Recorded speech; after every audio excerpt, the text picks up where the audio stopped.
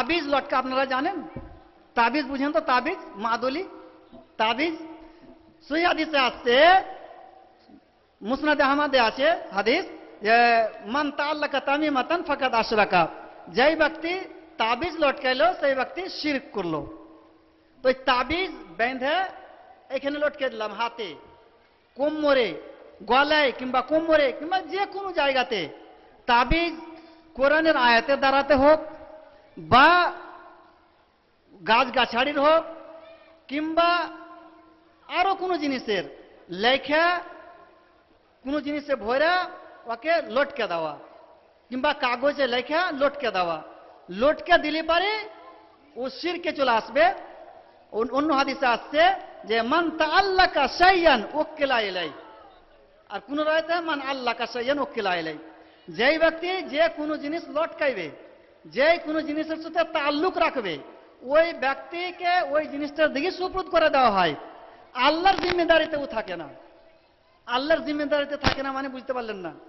আল্লাহর জিম্মেদারিতে থাকার মানে যে সমস্ত মানুষ যে চলাফেরা করছে আল্লাহ দেখভাল করছে, সবারই নিগাবান দেখভাল করছে আল্লাহ।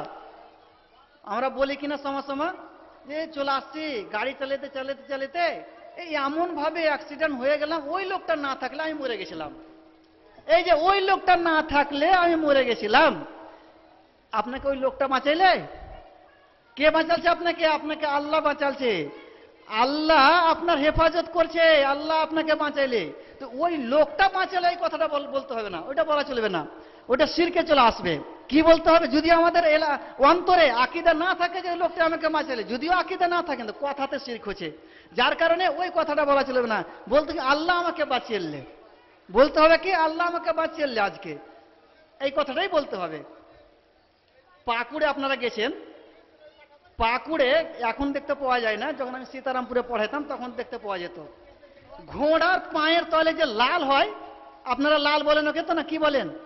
এত বড়খানি ই থাকে, কি বলে, লোহা, ওটা লাল, ঘোড়ার পায়ের তলে লাল, ওইগুলার ও আঙ্গুঠি বানাইছে ওই লোকটা, আংটি বানিয়ে বিক্রি করছে। তো কি হবে? এই আংটিটা হাতে থাকলে অ্যাক্সিডেন্ট হবে না। এখন যেখানে সেখানে অ্যাক্সিডেন্ট হয়েছে তো লোক অনেক মরছে, আংটিটা হাতে থাকলে মানে অ্যাক্সিডেন্ট হবে না। এখানে একটু চিন্তা করেন যে ঘোড়ার পায়ের তলে ওই জিনিসটা থাকছে, আর অ্যাক্সিডেন্ট থেকে বাঁচার লেগে ওকে আংটি বানিয়ে হাতে নিয়ে বেড়াবে। একটা জ্ঞান দেখেন।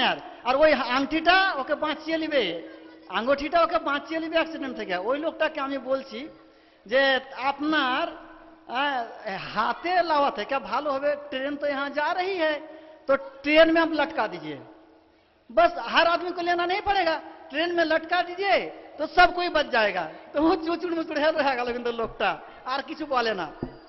এখন কিন্তু দেখতে পাওয়া যাবে লোকটাকে, আগে দেখতে পেতাম। তো একটা কত খারাপ আকীদা, লোকের জ্ঞান আছে না নেই দেখেন, যে ও একটা আংটি হাতে দিয়ে রইবে তো অ্যাক্সিডেন্ট হবে না। তো ওই যে আংটি যদি হাতে দিয়ে এলেন অ্যাক্সিডেন্ট হবে না এই মনে করে, তাহলে ওকে লাইলাই আংটির দিকে আল্লাহ সুপুরদ করে দিবে, আংটির দিকে আল্লাহ আপনাকে সুপুরদ করে দেবে, নিজের হেফাজত আল্লাহ রাখবে না।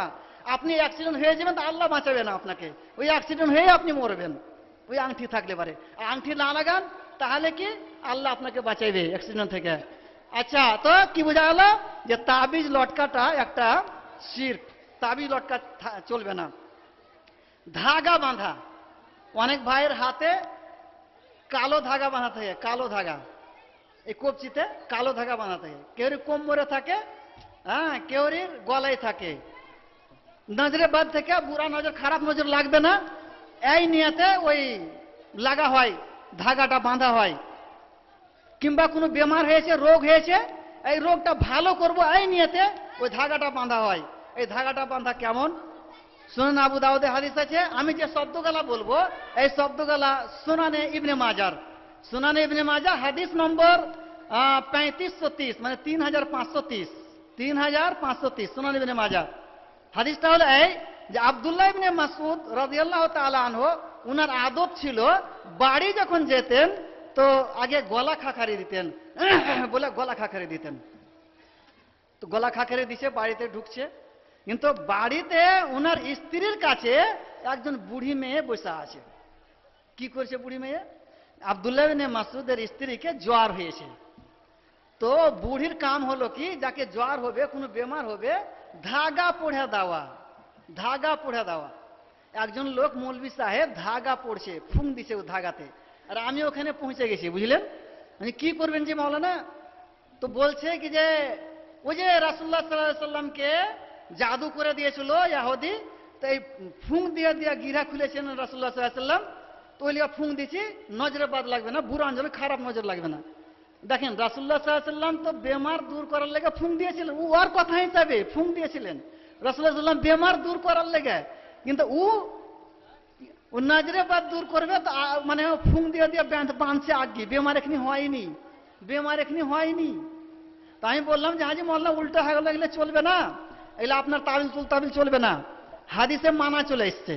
তো ওই ধাগা পড়া ওই বুড়িটার কি ছিল, কাম ছিল, বুড়িটার ধাগা পড়া সবের গলাতে দিত। তা আব্দুল্লাহ ইবনে মাসউদের স্ত্রীকে ধাগা পড়ে দিয়ে দিয়েছে গলাতে।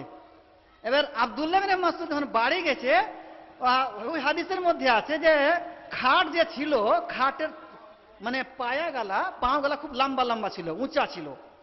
তো বুড়ি কিন্তু কোথাও লুকিয়ে গেছে, ওই হয় খাটের তলে হোক বা ঘরের মধ্যে কোন জায়গাতে লুকিয়ে গেছে, আর বুড়ি কিন্তু নেই। আব্দুল্লাহ ইবনে মাসউদ বাড়ি গেছেন তখন, আব্দুল্লাহ ইবনে মাসউদ বাড়িতে গিয়ে বসলেন, স্ত্রীর পাঁজরে বসেছেন, গা হাত লাড়তে লাড়তে ধাগাতে হাত পড়ে গেছে।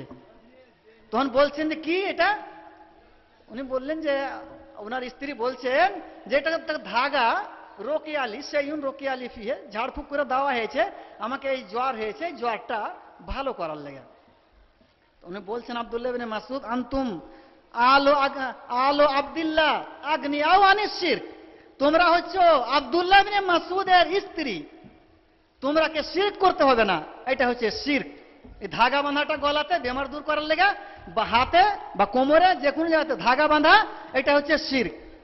এবার প্রশ্ন করে দিলেন আব্দুল্লাহ ইবনে মাসউদের স্ত্রী, প্রশ্ন কি করছেন যে আপনি শিরক বলছেন, শিরক যদি আছে তো ভালো কেন হয়েছে? লাকাদ কুনতা আখতালিফু লাকাদ কানা তাকযিফু আইনি ওয়া আখতালিফু ইলা ফুলানিন ইহুদি, আমার চোখ উঠতো আগে, চোখ উঠা বুঝেন আপনারা, চোখ উঠা চোখ লাল হয়ে যায়, কেউ কেউ জয় বাংলা বলে, তো আমার চোখ উঠতো, চোখ লাল হয়ে যেত, তো আমি ওই অমুক ইহুদির কাছে যেতাম, তো আমাকে যখন ঝাড়ফুঁক করতো তো চোখ ভালো হয়ে যেত। তো ঝাড়ফুঁক করা আর এই ধাগা বাঁধা গেলে যদি শিরক হবে তো তাহলে ভালো কেন হয়েছে? তখন আব্দুল্লাহ ইবনে মাসউদ বলছেন যে তোমার চোখ লাল হয়েছিল শয়তানে ঘোঁচা দেওয়ার কারণে, শয়তানে ঘোঁচা দিয়েছিল, যার কারণে তোমার চোখ লাল হয়ে গেছিল।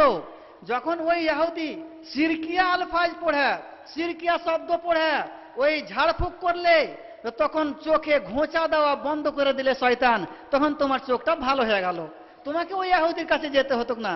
হ্যাঁ, তোমাকে যথেষ্ট ছিল এই কথা বলা, ইন্নামা তোমার যথেষ্ট ছিল এই কথা বলা যে কথা রাসূলুল্লাহ সাল্লাল্লাহু আলাইহি সাল্লাম বলতেন। কি রাসূলুল্লাহ সাল্লাল্লাহু আলাইহি সাল্লাম কি বলতেন?